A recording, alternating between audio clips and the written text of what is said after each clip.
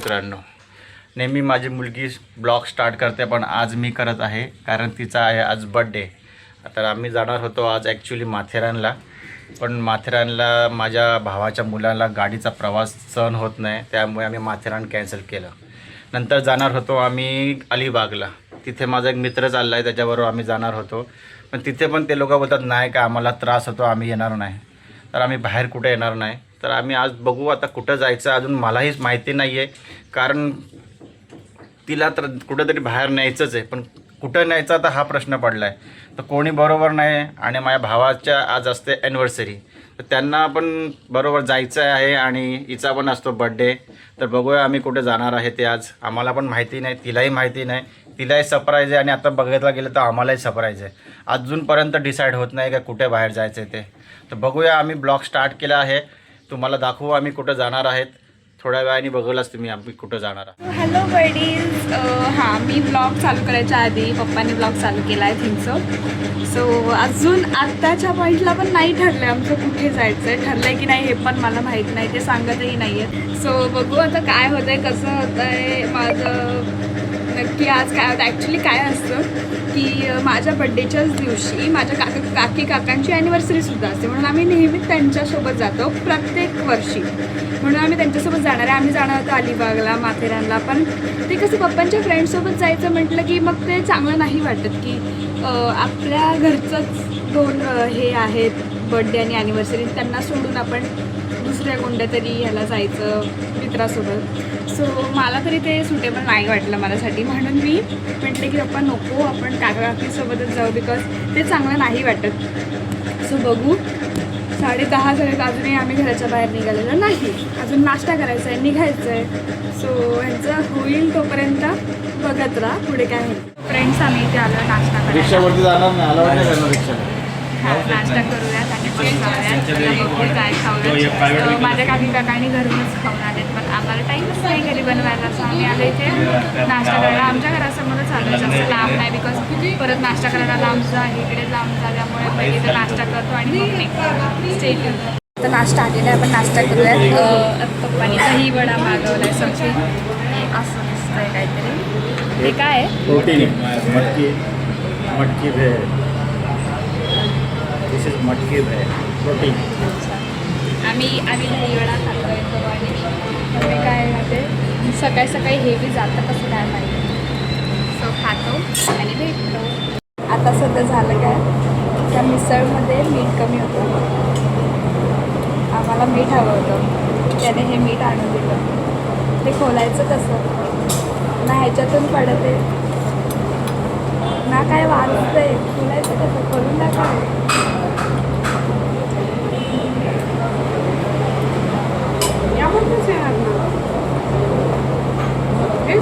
नाही पण यायला तर पाहिजे. बघ खोलून द्या, हे पडलं म्हणजे आपण बरोबर होतो ना, आपण बरोबर होतो. हो, त्यामध्ये मीठच नव्हतं, त्याच्यात मीठच नव्हतं. तिकडे पण सगळे खोलून बघताय मीठ आहे का त्याच्यात.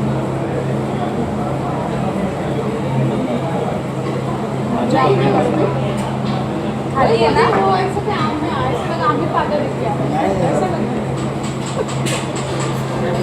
आता घरी आलं आपला मास्टर. तर किती हवं आहे बोलले, त्याच्यातच मीठ नव्हतं म्हणजे आपण बरोबर होतो. त्यांनी भरून आणलंय, आता बघू पडतं. हे बघ पडतंय, पडतंय. त्यात मीठच नव्हतं, आता पडतंय. सगळे वेडे समजतील आपल्याला, पण आमचं बरोबर होतं, त्यात मीठच नव्हतं, तो प्रॉब्लेम.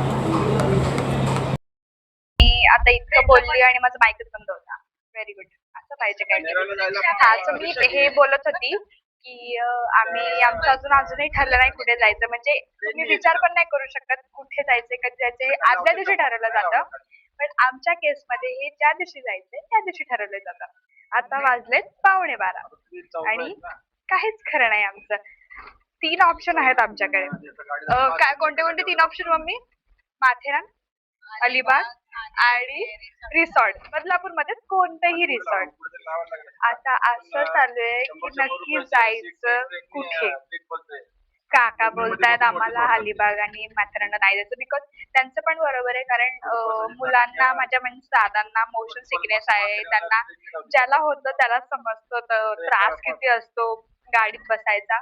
पण कधीतरी केलं पण पाहिजे ना ट्रॅव्हल. जर आपण ट्रॅव्हलच नाही केलं तर आपल्याला ते सवयच नाही लागणार. म्हणून बघू आता कुठे जाऊयात. मी तुम्हाला दाखवेल. आमचं असंच असतं नेहमी, सगळा गोंधळ असतो. ऍक्च्युली प्री प्लॅनिंग आमचं कसं, जर आम्ही प्री प्लॅनिंग केली तर आमच्याकडून काहीच होत नाही, आणि जर आम्ही असं अचानक ठरवलं सगळं सुरळीत होतं. आता बघू रिसॉर्ट, अलिबाग का माथेरान. आलेलो आहे फार्म हाऊसला. असं काहीतरी आहे फार्म हाऊस. सो आता आपण चेंज करूयात आणि जाऊयात आतमध्ये.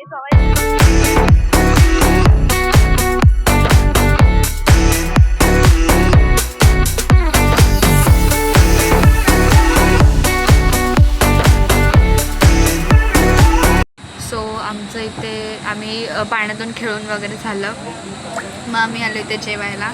आमचं जेवण वगैरे पण झालं. ही मांजर मला खूप त्रास देते. गेली वाटतं, गेली. हां, आम्ही काय बोलतो ते, हां आमचं जेवण वगैरे झालं. ते मी जरा खूप भूक लागलेली म्हणून दाखवता नाही आलं. सो आता बघू नंतर काय करूयात. असं वाटतं आता झोपून घ्यावं, कारण पाण्यातून आल्यावरती डायरेक्ट झोपावं असं वाटतं. बघू, थोडा आराम करू वाटलंच तर, आणि मग परत हे करू शकतो, पाण्यात जाऊ शकतो. सो स्टे ट्यून बघा.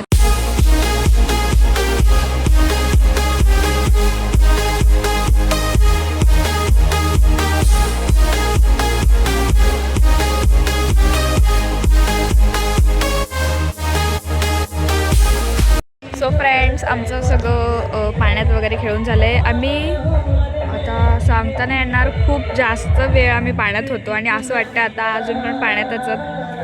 आणि तो झालं आहे पाण्यातून येऊन. आता बघू काय ते केक कटिंग वगैरे करू आणि जाऊयात घरी. पण असं आमचं असं छोटंसंच असतं डेचं, पण असं एक मजा येते सगळ्यासोबत असल्यावरती. सो बघूयात पुढे काय आता. सीट ॲक्च्युली फ्रेंड्स, माझंच चुकलं. मी स्टार्टिंगलाच तुम्हाला टूर द्यायला पाहिजे होतं, पण मी विसरले. आता मी तुम्हाला असं शांततेत टूर देते.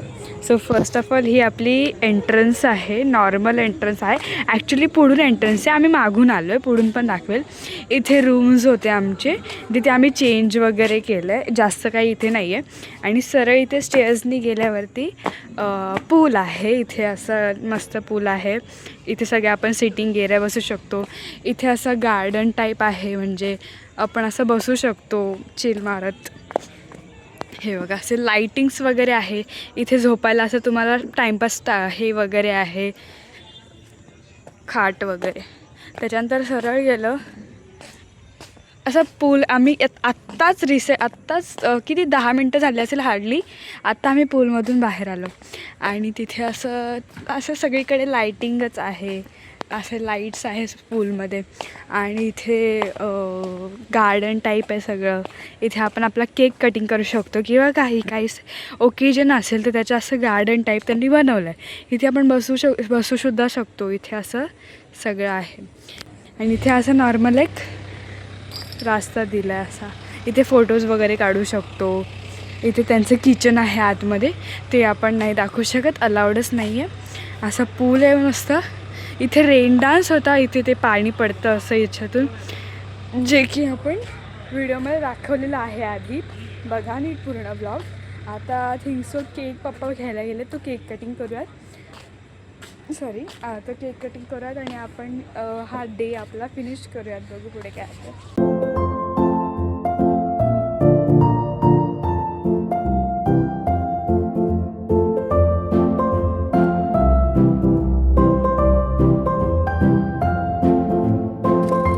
फायनली घरी आलो आहे, आणि असं सगळं आमचा एक दिवस होता. एक छोटासा बड्डेचं सेलिब्रेशन म्हणून मी सगळे ते आता जे झालं आहे काय तिथे क्लिप्स टाकेल केक कटिंगचे वगैरे. सो असा काही आमचा डे होता. तर तुम्हाला हा व्लॉग आवडला असेल तर please like share subscribe. Bye.